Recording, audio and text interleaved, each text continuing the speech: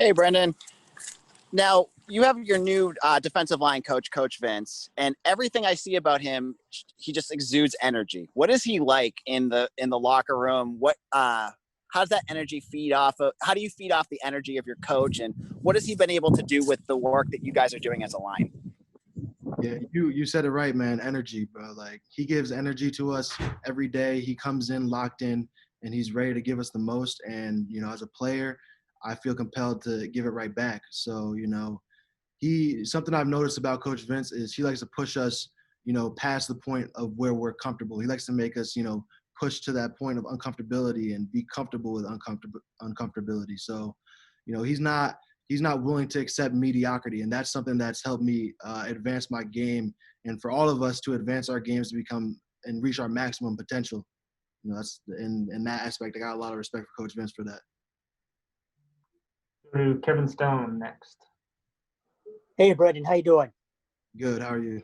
Good, thank you. So there's been a very big social media presence, both individually and as a program so far this year. How nice is it to know that the coaching staff, encourages the use of social media and for you guys to be yourselves? I think it's huge, man. It's really dope that, we get to see players show their personalities on the BC pages, and it gives fans a chance to really identify with the players. We really want our fans to have a mentality to get in this year. We've heard Coach Hafley say it multiple times.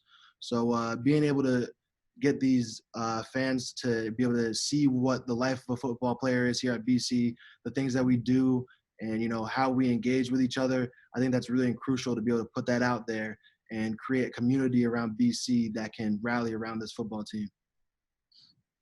Go to Andy Backstrom, please.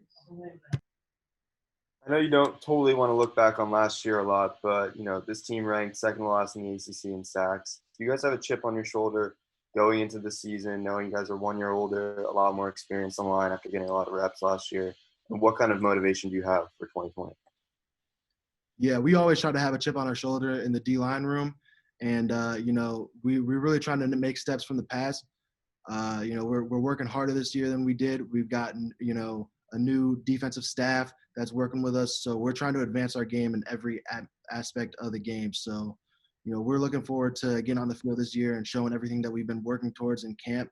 And, we want to play. Everything's going around. We can't allow ourselves to become a victim of circumstances, So we're in here working every day and doing everything that we have to do to give us the best chance to succeed. Hear from Dan Rubin. Brandon, obviously a weird year in general, but the big thing that's coming up is, the topic of fans. Are there going to be fans? Are there not going to be fans? Percentages, whatever it is. How do you prepare for, I know you simulate and practice different things with crowd noise, or where you crank up the volume. Have you thought about what it might be when you run out into a stadium and there's no one there, or it's going to be quiet? Is there kind of a raw football feel to it? Like, have you thought about that at all yet?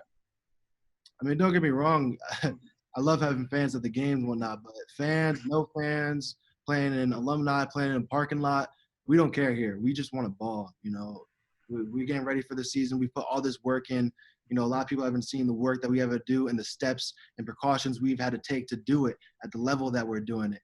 So when we touch that field, whether there's noise, crowd noise, fans, or it's dead silent, all you hear is the popping of pads, we're going to come with the same energy. So just believe that. We'll go back to AJ. So you have a new addition to the defensive line, Boozy from Buffalo. What does he bring to your defensive line, and what have you seen out of him so far?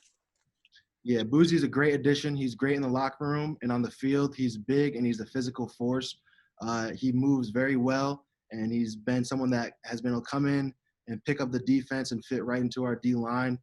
He gets along with all the guys, and he's really developed into a role where he can help the leadership of our unit. So, I love Boozy. He's my guy, and I look forward to playing beside him this year. And back to Andy Backstrom. We've asked a lot of players this during training camp, but what did you do to stay in shape during quarantine? What kind of different things did you have to do to kind of be flexible and stay in shape? So you're talking about quarantine, like when we were back home, or when we? Yeah, when you were back home. So quarantine back home was definitely a big adjustment for me. I had more free time with only online classes and workouts on my own than I ever did. Try to really get myself into a rhythm and make a schedule for myself that would help me continue to improve. And for me, that meant finding, close family who had the weights that I could get access to, which I was fortunate enough to be able to get access to, finding fields wherever I can, just grass to be able to run on and get my conditioning in.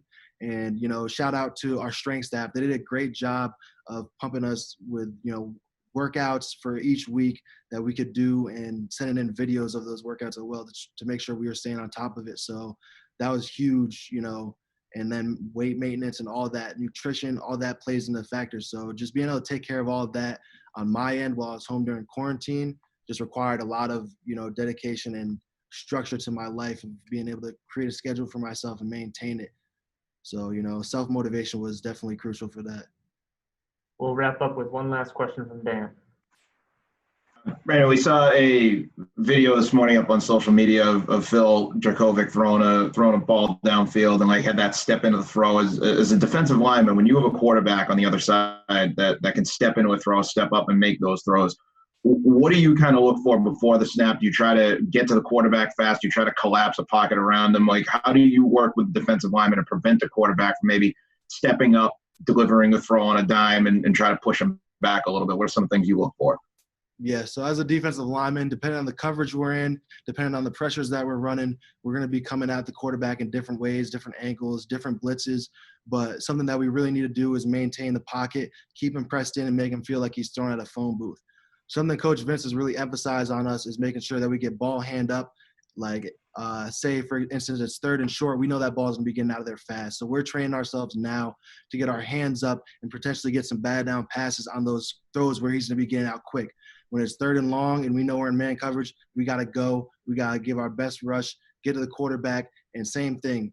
We rush the ball. We rush the quarterback, but we really, the main goal is to get the ball. So every time we get there, we can't hit Phil in practice yet. I got to wait for the game before we can get that. But, every time I'm rushing, I got a mentality of targeting that ball. And when I approach it, my mindset is to take him down as well as take a shot on the ball. So that's our mentality as a D-line. One follow-up on that I just thought of. When you're up against an offensive lineman and he's got 300 pounds draped all over you, how do you get your hand free? Is that just keep it free, let him go inside the numbers, or you try to force him to make a mistake? Yeah, see, on the defensive line, and, we try to use our quickness and speed to our advantage. And part of that is making sure we have the violence and technique to make sure they don't get their hands on you. Because like you said, they're big, 300 pounds, they're heavy. You don't want them draped all over you. So whether it's, swipe move, arm over, swim, ghost, whatever move you want to specialize in, for me, I like to get their hands off and get to the quarterback, make sure I rip through, and, keeping their hands off of you is key. Thank you. Thanks for the time, Brandon.